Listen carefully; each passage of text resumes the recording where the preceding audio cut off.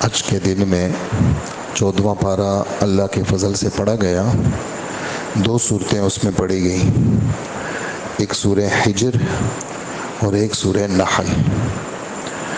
گزشتہ کل ہم جہاں تک پہنچے تھے سورہ یوسف کے آخر پہ پہنچے تھے، اور آج وہاں کی 2 صورتیں باقی ہیں، 2 صورتیں آج کی. آج انشاءاللہ پھر ہم اپنی ترتیب پہ پہنچ جائیں گے. کل پھر انشاءاللہ 15ویں پارہ جو ہم پڑھیں گے وہی انشاءاللہ پھر اس کو سنائیں گے. یہ جو سورہ رعد ہے، جیسے میں عرض کرتا ہوں کہ وجہ تسمیہ رعد کس کو کہتے ہیں، تو اس میں علماء مفسرین کے 2 قول ہیں. رعد ایک تو یہ جو بارش سے پہلے آسمان گرجتا ہے اور کڑک کی جو آواز ہوتی ہے، عربی میں اس کو رعد کہتے ہیں. اور ایک رعد فرشتے کا نام بھی ہے. تو اس سورت کے دوسرے رکوع میں اللہ پاک نے رعد کا لفظ ذکر کیا ہے، وَيُسَبِّحُ الرَّعْدُ بِحَمْدِهِ وَالْمَلَائِكَةُ مِنْ خِيفَتِهِ. رعد نامی فرشتہ بھی اللہ کی تسبیح بیان کرتا ہے، اور عام فرشتے بھی اللہ پاک کے خوف سے اللہ کی تسبیح بیان کرتے ہیں. یا پھر اس کا ترجمہ یہ ہے کہ یہ جو تمہیں کڑک کی آواز آتی ہے، یہ کڑک کی آواز تو تمہیں آتی ہے، حقیقت میں یہ اللہ کی تسبیح ہے، یہ اللہ کی بڑائی بیان کرتے ہیں. تو یہ جو سورہ رعد ہے اور سورہ ابراہیم ہے اور سورہ حجر ہے اور سورہ نحل ہے، یہ چاروں صورتیں یعنی 3 باتوں میں تو مشترک ہیں. ہم عرض کریں گے آپ کی خدمت میں. ایک تو ان سب صورتوں میں جو چیز مشترک ہے وہ اللہ کی بڑائی ہے، اللہ کی عظمت ہے، مختلف انداز سے وہ میں تھوڑا سا عرض کروں گا. اور دوسری چیز وہ رسالت کا بیان ہے. اللہ نے اپنی پہچان کرانے کے لیے نبیوں کو بھیجا، نبیوں نے دعوت دی، لوگوں کو سمجھایا، اس کا ذکر بھی ہے. پھر سامنے والوں کا رد عمل کیا ہوا، انہوں نے کس انداز سے نبیوں کو ٹھکرایا، اس کا بھی تھوڑا سا بیان ہے. اور تیسرا جو مضمون ہے وہ آخرت کا ہے، قیامت کا ہے، آخرت کا ہے، اللہ پاک کے سامنے پیشی کا بیان ہے. یہ چاروں صورتوں میں یہ مضمون ساتھ ساتھ چلے گا. تو پہلی صورت جو سورہ رعد ہے اس کی ابتدا ہوتی ہے الف لام میم را سے. باقی صورتوں میں آپ نے دیکھا ہوگا الف لام را. یہ الف لام میم را یہ ایک ہی صورت ہے، سورہ رعد ہے. تلک آیات الکتاب، یہ آگے جو آ رہی ہیں یہ قرآن پاک کی آیتیں ہیں. اور آپ کے اوپر جو آسمان سے قرآن اتارا گیا ہے یہ بالکل سچا ہے، برحق ہے، سچ ہے، لیکن اکثر لوگ مانتے ہی نہیں ہیں اس کو. پھر ہمارے رب نے یہاں سے شروع ہوئے، اللہ کی بڑائی شروع ہوئی.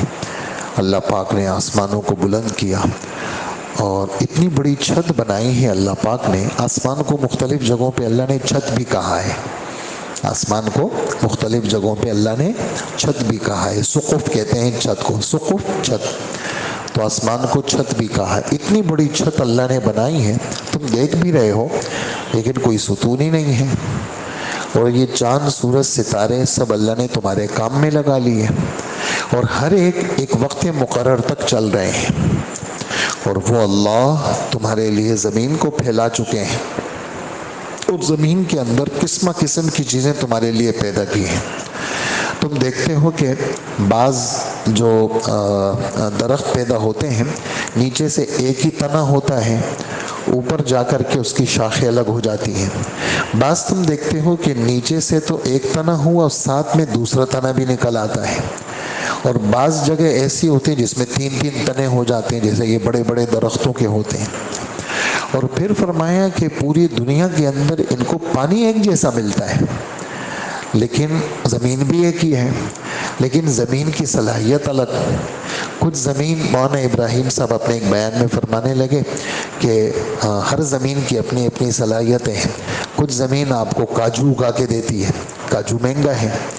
کچھ زمین آپ کو زعفران اگا کے دیتی ہے، زعفران بھی مہنگا ہے. کچھ زمین آپ کو جو ہے وہ یہ بادام ہے، پستہ ہے، ڈرائی فروٹ ٹائپ کی جو چیزیں ہیں وہ اگا کے، یہ سب مہنگی مہنگی چیزیں ہیں. اور ہماری جو زمین ہے، جیسے ہمارے پاکستان کی زمین ہے، ہمارا جو چاول ہے وہ پوری دنیا میں 1 نمبر کا چاول ہے. تو یہ چاول پوری دنیا میں کہیں پیدا نہیں ہوتا، یہ ہمارے ملک میں پیدا ہوتا ہے. ہماری جو گندم ہے، یعنی کچھ زمینیں ایسی ہیں ہمارے ہاں گندم کی، وہ ایسا گندم پوری دنیا میں کہیں بھی نہیں ہے. تو اللہ جل جلالہ فرماتے ہیں پانی ایک ہی ہے، زمین بھی ایک ہی ہے، اور اس میں قسم قسم جو چیزیں ہیں، کسی کو ہم نے بہت مہنگا بنایا، کسی کو درمیانے بنایا، کسی کو بالکل نیچے بنایا، اور یہ ہم نے کیا. اچھا، آپ نے آج بہت زیادہ سنا اس بات کو کہ ان فی ذلک لآیات لقوم یتفکرون. یہ جو اللہ کی توحید ہے، اس میں نشانیاں ہیں کن کے لیے؟ غور و فکر والوں کے لیے. جناب رسول اللہ صلی اللہ علیہ وسلم فرماتے ہیں سب سے افضل عبادت کیا ہے؟ کہا سب سے افضل عبادت غور و فکر ہے. آدمی غور و فکر کرے. اور نتیجہ کیا نکالے گا غور و فکر سے؟ لا الہ الا اللہ، اللہ کے سوا کوئی معبود نہیں. ان تمام چیزوں میں نشانیاں ہیں کس کے لیے؟ عقل والوں کے لیے جی، جو عقل سے کام لیتے ہیں. کم عقلوں کے لیے کچھ نہیں، بے وقوفوں کے لیے. ان تمام چیزوں میں نشانیاں ہیں کن کے لیے؟ نصیحت حاصل کرنے والوں کے لیے. یذکرون، نصیحت حاصل کرنے والے. ان تمام چیزوں میں نشانیاں کس کے لیے؟ یسمعون، سننے والوں کے لیے. قوم لوط کا قصہ سنایا. قوم لوط کا کہ وہ ایسے گندے ذہن کے، گندے دل کے، اور مرد سے اپنی خواہش پوری کر رہے ہیں. اور تیری زندگی کی قسم، اللہ پاک فرما رہے ہیں تیری زندگی کی قسم، بڑے نشے میں تھے یہ، اور ہم نے ان کو اٹھایا اور زمین پہ دے مارا. اور ان کے اس عذاب کے اندر اہل بصیرت کے لیے نشانی ہے. ان فی ذلک لآیات للمتوسمین، یہ صرف اسی جگہ ہے قرآن پاک میں. ان فی ذلک لآیات للمتوسمین، یہ جا بجا ہمارے رب فرماتے ہیں ان چیزوں میں غور و فکر کرو. اسی سورہ رعد کے اندر، جیسے میں آپ کی خدمت میں روزانہ جو نئی بات ہوتی ہے، تکرار والی بات وہ بہت کم کرتا ہوں، جو بالکل نئی بات ہر صورت میں ہوتی ہے وہ پیش کرتا ہوں. اس صورت میں بالکل نئی بات کیا ہے؟ اس میں ہمارے رب نے حق اور باطل کی ایک مثال دی ہے. دنیا کے اندر جو لوگ میڈیا کے ساتھ جڑے ہوئے لوگ ہیں، سارے لوگ جڑے ہوئے ہیں، اور دنیا کے اندر دیکھتے ہیں تو وہ اس دنیا کے اندر کافروں کو اور غلط قسم کے لوگوں کو وہ اونچا دیکھ رہے ہیں.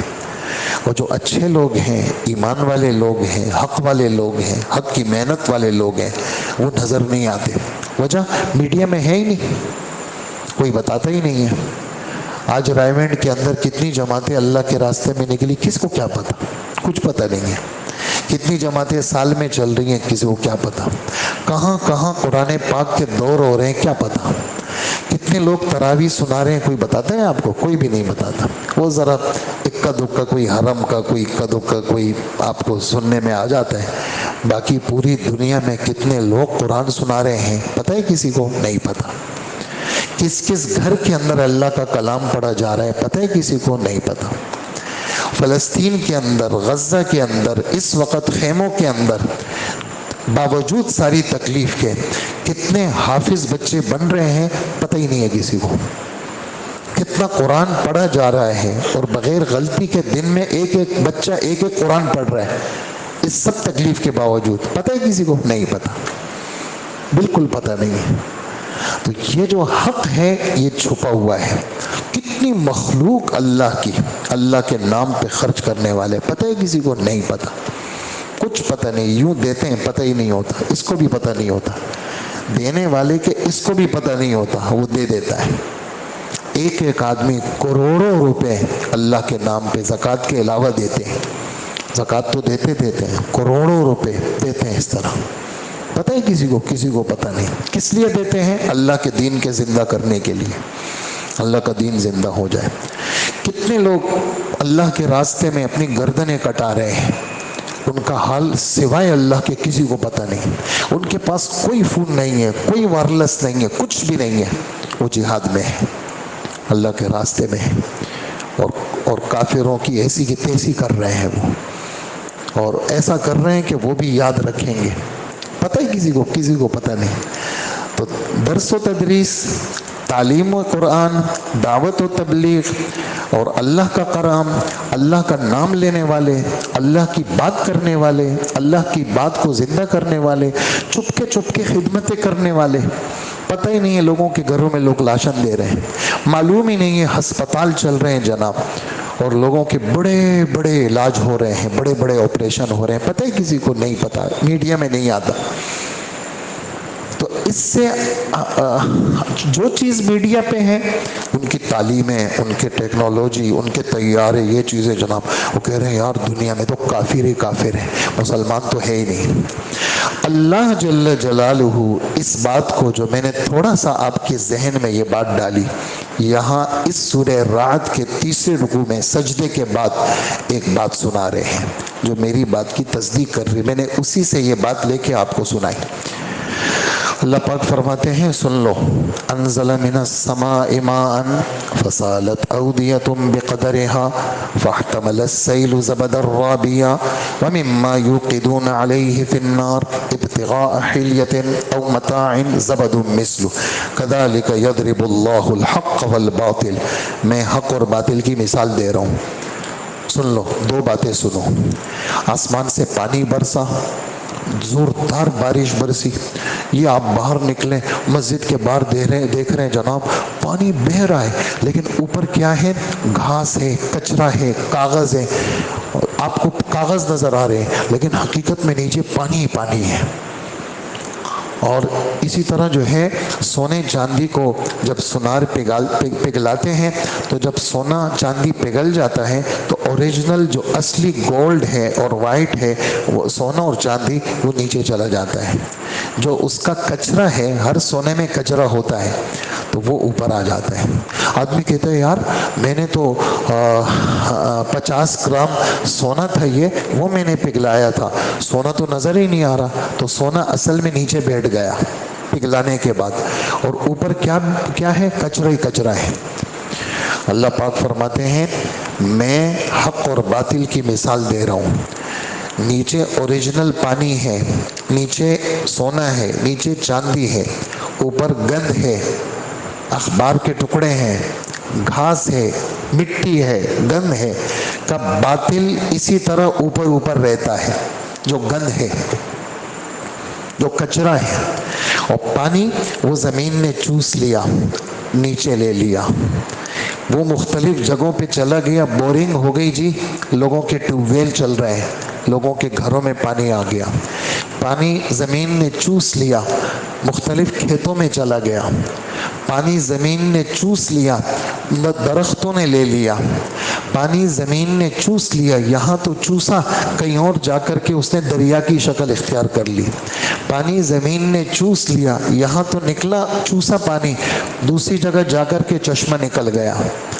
تو کہا حق کو سمجھو کہ پانی, حق کو سمجھو کہ سونا اور چاندی, اور باطل کو سمجھو وہ کچرا, وہ گند, وہ اوپر. وَأَمَّا الزَّبَدُ فَيَذْهَبُ جُفَاءً. یہ جو جھاگ ہے, یہ جو گند ہے, اوریجنل پانی تو چلا گیا, زمین سوکھ گئی, کچرا, گھاس, مٹی, کاغذ, وہ اوپر رہ گئے. ہوا آئی, اس سب کو اڑا لیا, اور اصلی چیز وہ زمین میں جذب ہو گئی, وہ نظر نہیں آ رہی. ایسے ہی حق نظر نہیں آتا, کیوں؟ اس کا تذکرہ نہیں ہے. میڈیا میں ہر غلط چیز آپ کو نظر آئے گی. جو صحیح قسم کے لوگ ہوں گے وہ آپ کو میڈیا پہ نظر نہیں آئیں گے, وہ ذرائع ابلاغ میں وہ بار آپ کو اڑتے ہوئے نظر نہیں آئیں گے.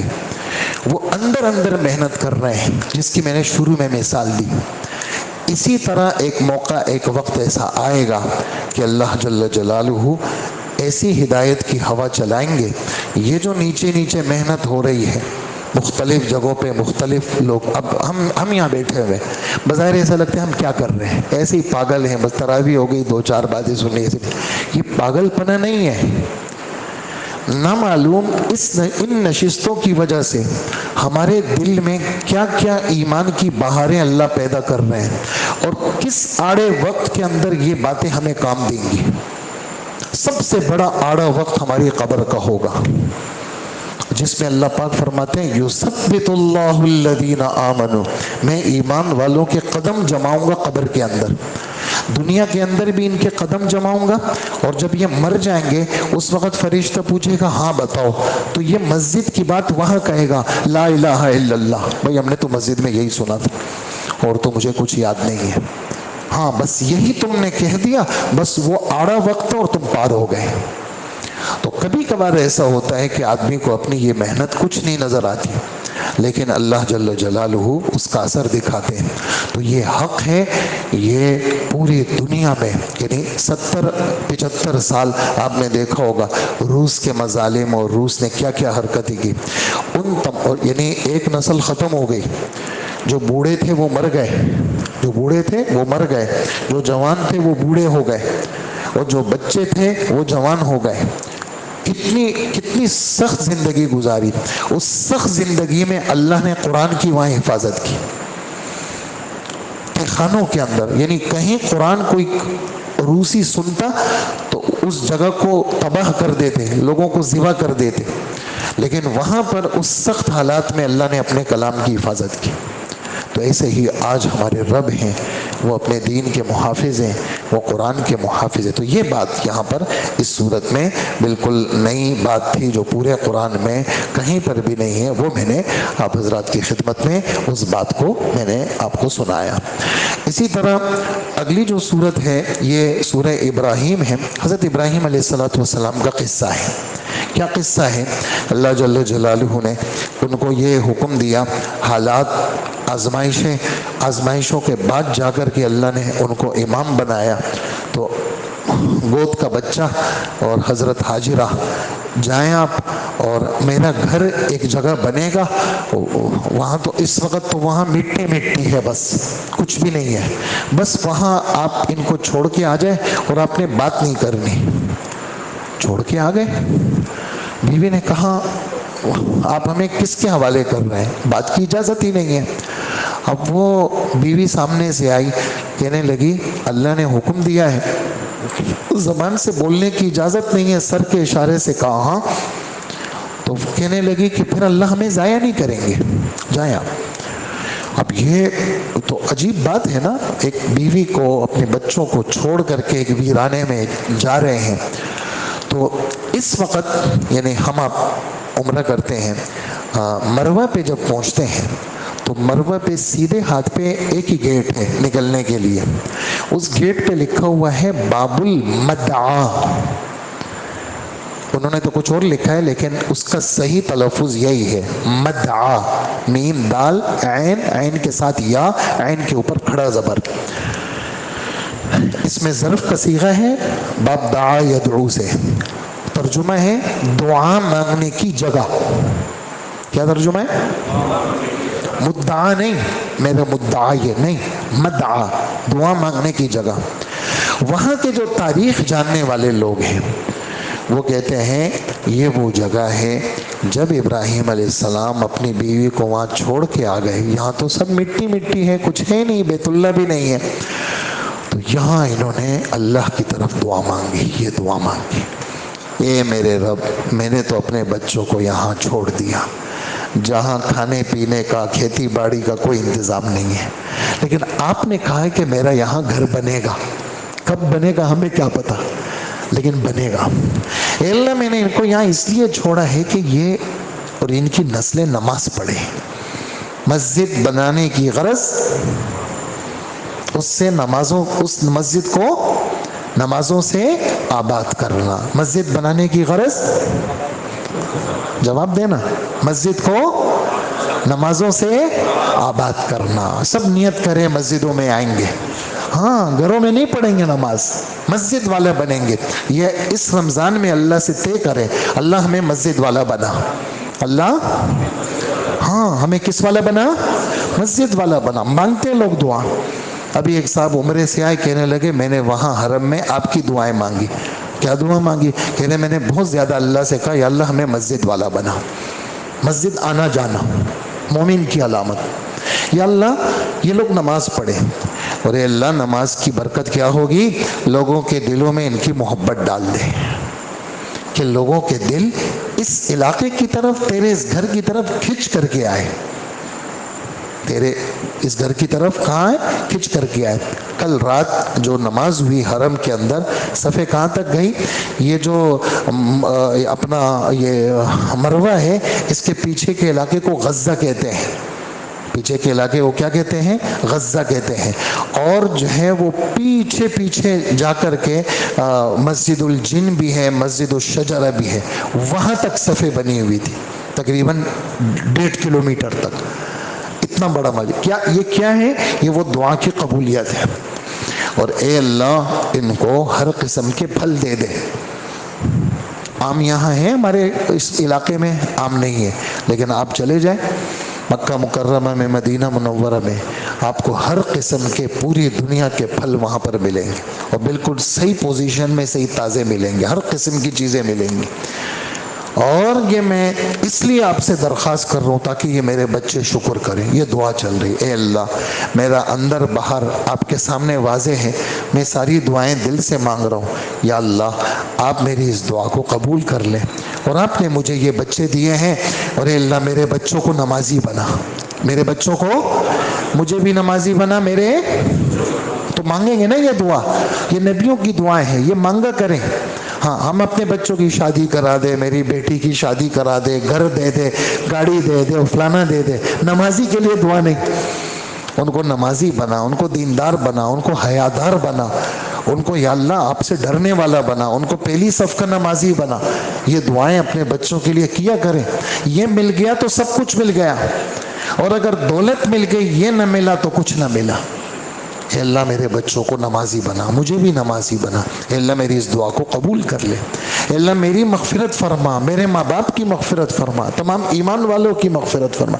تو اس ٹکڑے کی وجہ سے اس پوری سورت کا نام کیا رکھا؟ ابراہیم رکھا۔ اور مضامین اس کے اندر وہی ہے، شروع میں پھر قرآن کا ذکر ہے، الف لام را کتاب انزلناہ، یہ قرآن ہم نے اتارا ہے۔ قرآن کے اتارنے کی غرض لوگوں کو دعوت دینا، تو قرآن کے اتارنے کی غرض یہ آگے پہنچائیں، لتخرج الناس، لوگوں کو گندی چیزوں سے نکالیں، آپ اللہ کے راستے کی طرف لے کے آئیں۔ اور آپ اکیلے نہیں ہیں، حضرت موسیٰ علیہ السلام بھی تھے، اور باوجود ساری تکلیفوں کے انہوں نے کیا کی؟ دعوت دی۔ آپ کے علاوہ اور نبیوں نے بھی دعوت دی، اور سامنے سے کیا جواب ملا؟ جی ہم تو اللہ کو نہیں مانتے، نعوذ باللہ، ہمیں تو اللہ کے وجود میں شک ہے۔ جیسے آج کل بچوں کے ذہنوں میں، مختلف اداروں میں بچوں کے دل دماغ میں شک ڈال رہے ہیں کہ خدا نہیں ہے۔ جو ٹیچر ہیں ان کے، جو پروفیسر ہیں، اپنے آپ کو کہتے ہیں کہ ہم پڑھے لکھے ہیں، ان سے بڑا کوئی جاہل نہیں ہے جو خدا کے منکر ہیں، اور بچوں کو خدا کا منکر بنا رہے ہیں۔ یہ والی بات قرآن پاک میں کافر کہتے ہیں کہ ہمیں خدا میں شک ہے، تو نبی جواب دیتے ہیں افی اللہ شک، خدا میں شک کر رہے ہو؟ آسمان کس نے بنایا؟ اللہ نے بنائے۔ زمین کس نے بنائی؟ اللہ نے بنائی۔ اور ہمیں تمہیں ترغیب دینے کے لیے بھیجا کہ خدا کے اندر شک مت کرو، اور ہمارا تو اللہ پہ بھروسہ ہے۔ تو یہ باتیں اس طرح کی۔ اور پھر ایک بات جو پورے قرآن میں یہی پر ہے، جو لوگ شیطان کی مانتے ہیں، کل قیامت کے دن کہیں گے اے شیطان ہم نے تو تیری مانی، آج ہمیں ذرا بچا تو لو۔ تو وہ شیطان کہتا ہے میں نے کیا کیا؟ میں نے تو تمہیں صرف دعوت دی، تم نے میری دعوت کو قبول کیا، نہ میں اپنے آپ سے سزا کو ہٹا سکتا ہوں اور نہ تم سے سزا کو ہٹا سکتا ہوں، جو تم نے میرا ساتھ دیا دنیا میں سب کا انکار کرتا ہوں، اور تم بھی جلو دوزخ میں، میں بھی جلوں گا دوزخ میں۔ اسی طرح یہاں اس سورت میں، سورہ ابراہیم میں، جو بالکل ایک بات جو پورے قرآن میں اسی جگہ پہ ہے، وہ کیا؟ اللہ جل جلالہ نے کلمہ طیبہ کو تشبیہ دی ہے کس کے ساتھ؟ کھجور کے درخت کے ساتھ۔ کیوں تشبیہ دی ہے؟ کہا کہ جیسے کلمے والا جب اس کے دل میں کلمہ آتا ہے تو سر سے لے کر پیر تک یہ نفع ہی نفع بن جاتا ہے، اس کی آنکھیں، اس کی زبان، اس کے کان، اس کے ہاتھ، اس کا بدن اللہ کے دین کی اطاعت میں اور لوگوں کے نفع میں استعمال ہوتا ہے۔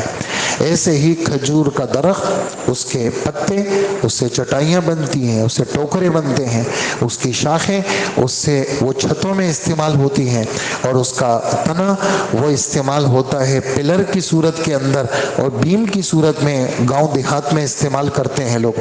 اور اس کی کچی کھجور وہ بھی استعمال میں آتی ہے، اس کی گٹلی اس کو کوٹ کر کے گھوڑوں کو کھلاتے ہیں، اس کی کھجیاں بھی استعمال میں آتی ہیں، اس کی آدھی کچی آدھی پکی بھی استعمال کرتے ہیں، اس کا پورا کھجور بھی استعمال ہوتا ہے، اس کو سکھا کر کے چھوارے بھی استعمال کرتے ہیں۔ غرض یہ کہ اوپر سے لے کر نیچے تک اس کا جز جز قابل استعمال ہے۔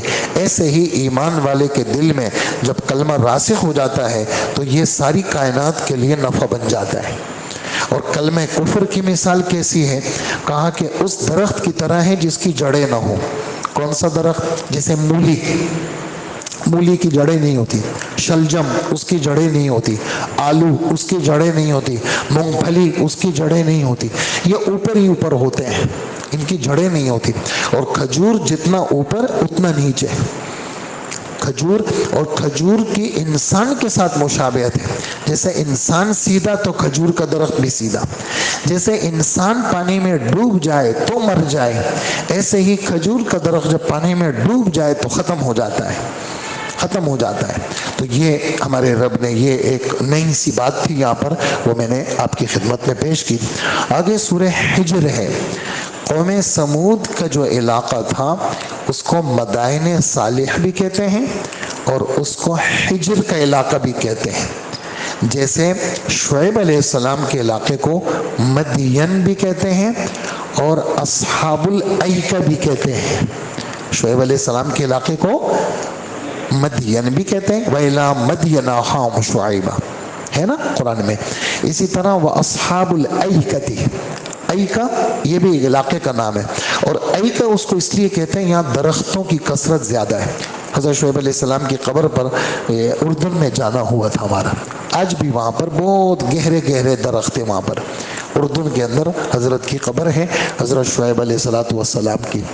تو حجر نام صورت کا رکھا گیا، قوم سمود کا چونکہ یہاں ذکر ہے اس لیے اس صورت میں اس کا نام رکھا گیا۔ اس صورت میں چند جو باتیں خاص خاص ہیں وہ میں آپ کی خدمت پہ پیش کروں۔ شروع میں وہی قرآن کا ذکر ہے، تلک آیات الکتاب وقرآن مبین، واضح قرآن کی، واضح کتاب کی آیتیں ہیں۔ اور ربما یود الذین کفروا لو کانوا مسلمین، کافر لوگ بار بار تمنا کریں گے کاش ہم بھی مسلمان ہوتے۔ ہمارے نبی صلی اللہ علیہ وآلہ وسلم اس کو سناتے ہیں کہ دنیا میں ایک دفعہ کسی نے کلمہ پڑھ لیا، قیامت کے دن اس کو وہ کلمہ بھی کام دے گا۔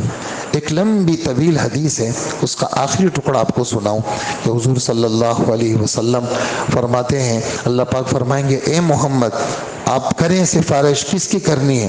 فرمائیں کہ اے اللہ دوزخ سے ہر اس شخص کو نکال دے جس نے ایک دفعہ آپ کا نام لیا ہو، ایک دفعہ آپ سے ڈرا ہو، کسی ایک موقع پر اس نے ایک دفعہ کلمہ پڑھا ہو اور بالکل معمولی سے اس کے دل میں ایمان کا نور ہو۔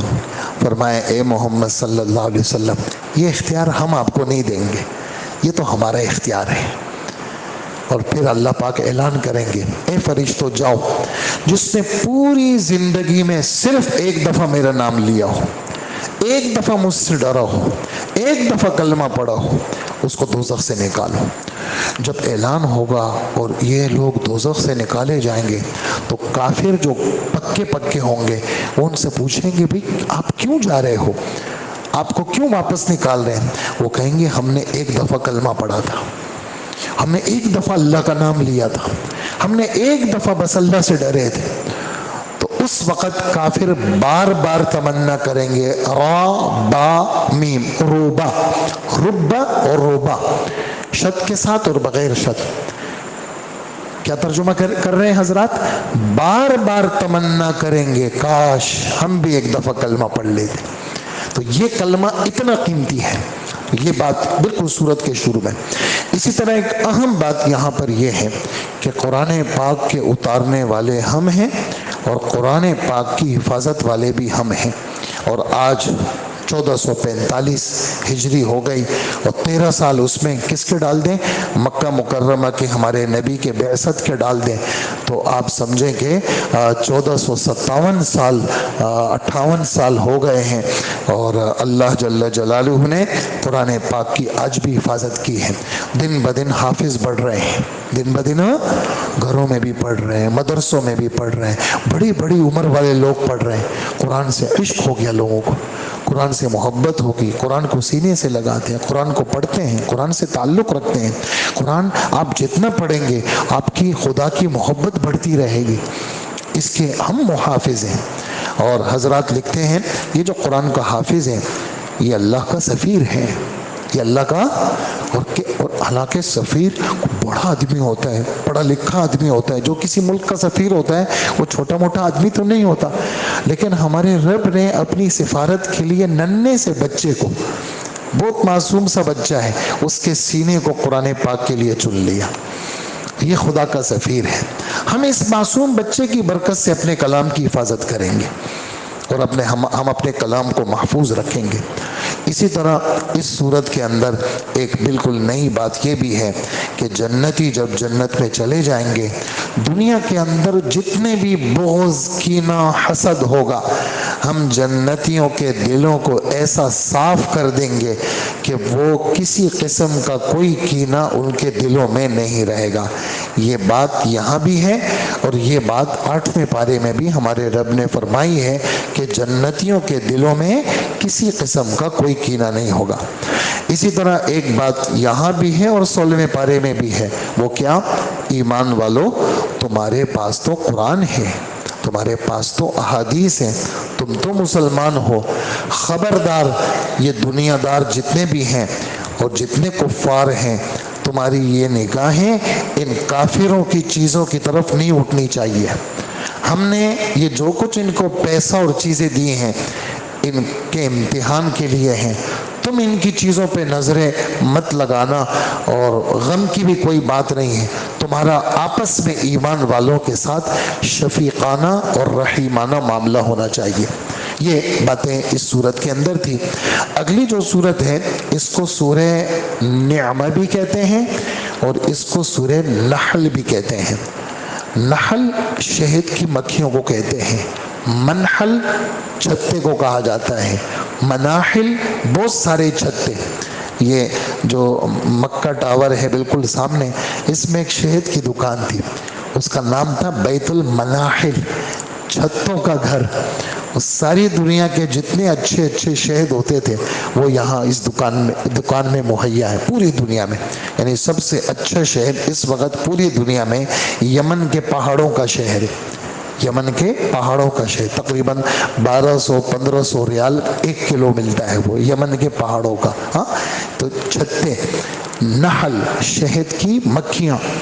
ہمارے رب نے ایک تو شہد ہے، اس میں ہمارے نبی بھی فرماتے ہیں، ہمارے رب بھی فرماتے ہیں ہم نے شہد میں شفا رکھی ہے.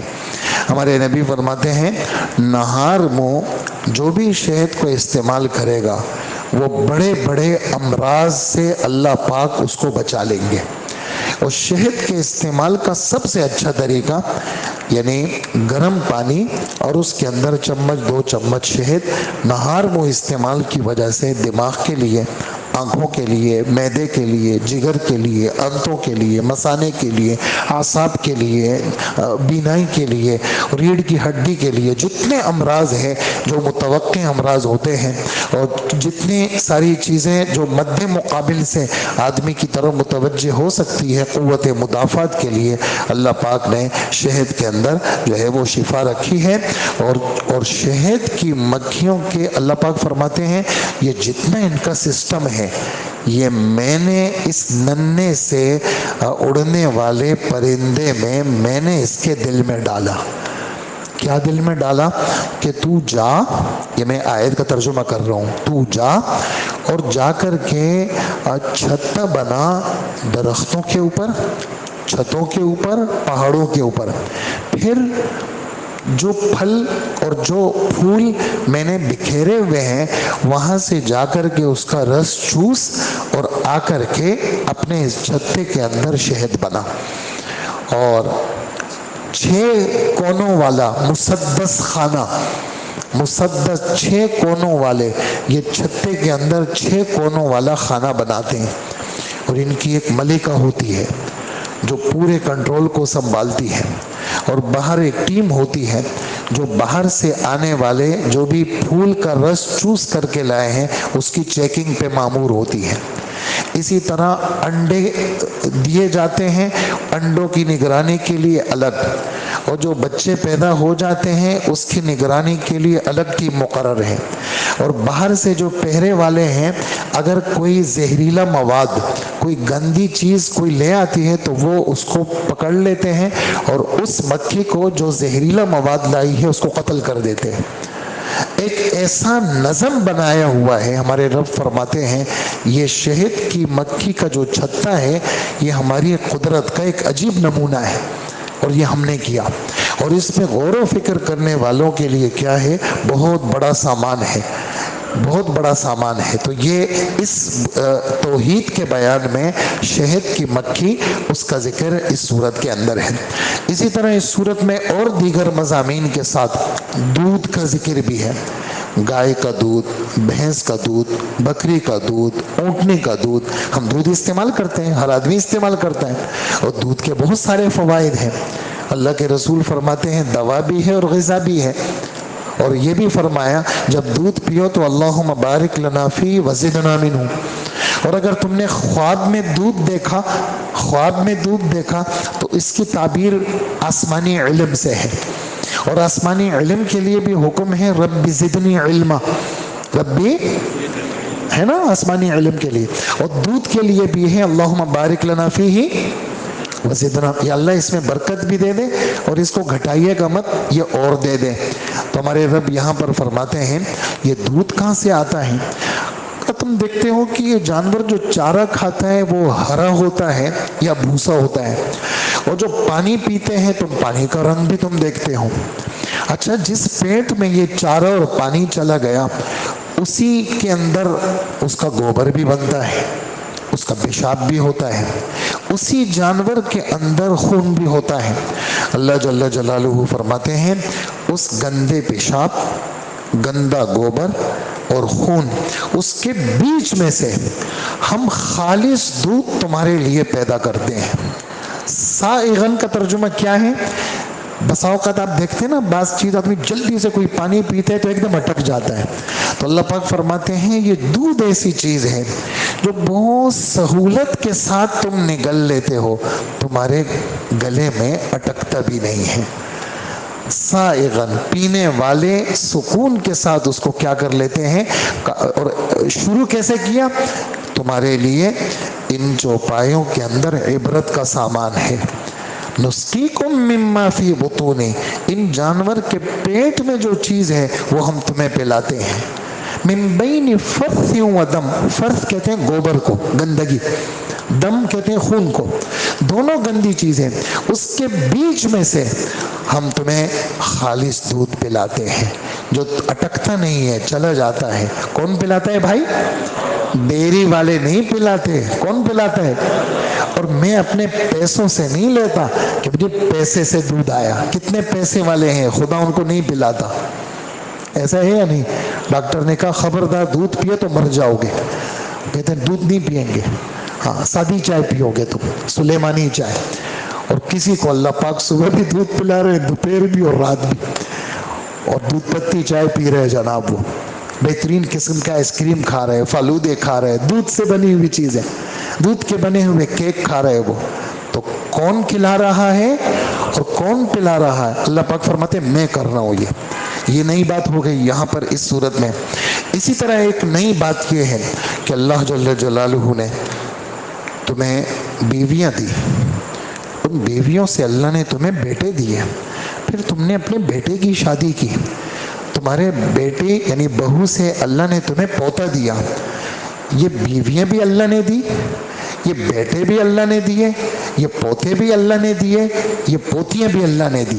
یہ نواسہ بھی اللہ نے دیا، یہ نواسیاں بھی اللہ نے دی. کس نے دیا؟ یہ اللہ نے دیا. اور پھر فرمایا کہ دیکھو تم ماؤں کے پیٹ سے جب آئے تھے نا، تمہیں کچھ پتہ ہی نہیں تھا، تمہیں رونا جانتے تھے اور بس کچھ نہیں. تم روتے تھے، تمہاری ماں تمہیں دودھ پلاتی تھی. ہم نے تمہیں دل دیا، دماغ دیا، عقل دی، سمجھ دی، تاکہ تم شکر کرو. اور تم دیکھتے نہیں ہو کہ آسمان کے اندر یہ جو پرندے تمہیں نظر آتے ہیں جنہوں نے پر یوں پھیلائے ہوئے ہوتے ہیں، حالانکہ بھاری چیز ہے، بھاری چیز ہے. کوئی بھی چیز آپ ہوگی تو دھس کر کے نیچے گر سکتی ہے. وہ اللہ پاک فرماتے ہیں ان کو جو اوپر میں نے یوں وزنی چیز کو روکا ہوا ہے، یہ اللہ کے سوا کسی نے بھی نہیں روکا ہوا، میں نے روکا ہوا ہے. اسی طرح ایک بات یہاں پر، یہ جو تم گھروں میں رہتے ہو، تم سمجھتے ہو میں نے کمایا، میں نے بکنگ کی، میں نے گھر خریدا. اللہ پاک فرماتے ہیں یہ گھر میں نے تمہیں دیے ہیں. اور کبھی کبھار تم سفر میں ہوتے ہو، خیمہ لگاتے ہو، عارضی گھر دائمی گھر کا، یہ دائمی گھر بھی اللہ نے دیا اور وہ عارضی گھر بھی اللہ نے دیا. اور اسی طرح ہماری ایک جگہ پشاور میں تشکیل ہوتی، اندر علاقوں میں، پشاور سے بھی 40-50 کلومیٹر. ہم وہاں گشت پہ گئے ملاقاتوں کے لیے. سخت گرمی باہر، ہم گئے اندر ایک جگہ، وہ ہمیں اندر لے گئے. ہم نے کہا یہ کیسی جگہ ہے؟ کہنے لگے اوپر پہاڑ ہے، یہ پہاڑوں کو تراش کر کے ہم اندر مکان بناتے ہیں، اور جو ہے وہ سولر سسٹم سے ہم اندر کیا کرتے ہیں، بجلی کا انتظام کرتے ہیں. باہر شدید گرمی اور وہ اندر پہاڑ کا جو اندر کا گھر تھا وہ ٹھنڈا.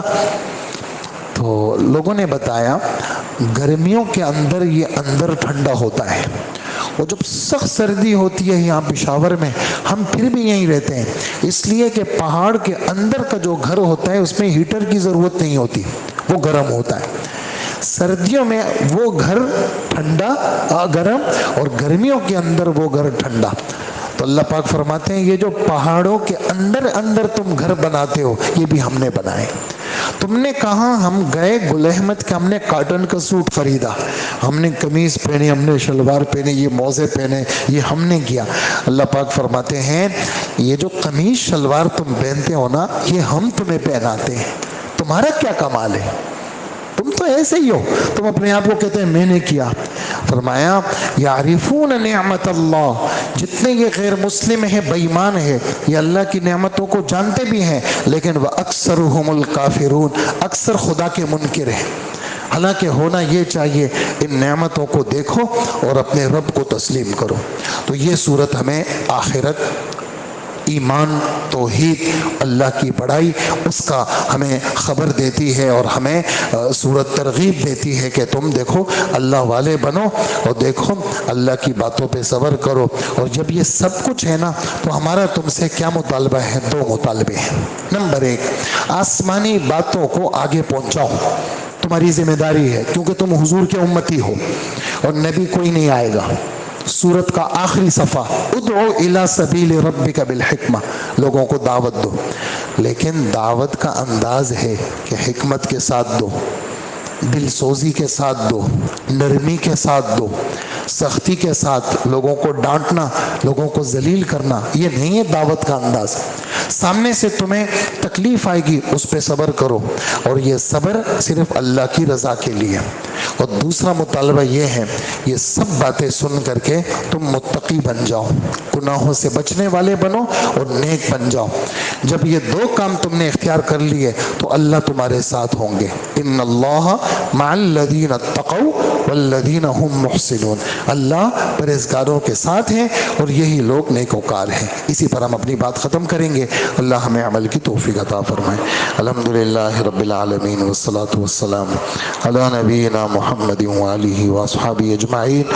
اے اللہ ہمارے گناہوں کو معاف فرما، اللہ ہماری مغفرت فرما، اللہ عافیت عطا فرما. اللہ جتنے بھائی چھوٹے بڑے اس محفل کی زینت بنے، ان کے بیٹھنے کو قبول فرما اور ہم سب کی اصلاح فرما. اللہ دنیا میں بھی ہم پہ پردہ ڈال دے، حشر میں بھی ہم پہ پردہ ڈال دے. اللہ دنیا آخرت کی ہر قسم کی بدنامی سے، رسوائی سے ہماری حفاظت فرما۔ مرتے دم تک ہمیں حق کے ساتھ جوڑے رکھ، حق والی زندگی عطا فرما، حق پر، سچ پر ہمیں موت عطا فرما، اور حق اور سچ کے ساتھ ہمیں اپنے سامنے کھڑا فرما، اور بغیر حساب کتاب کے ہم سب کو جنت میں داخل فرما۔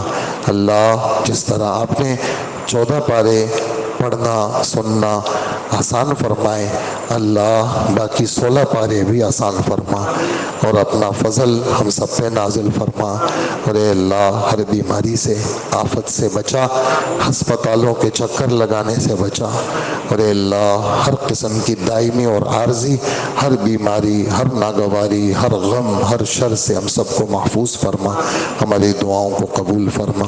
وصلی اللہ وسلم علی نبینا محمد وآلہ واصحابہ اجمعین برحمتک یا ارحم الراحمین۔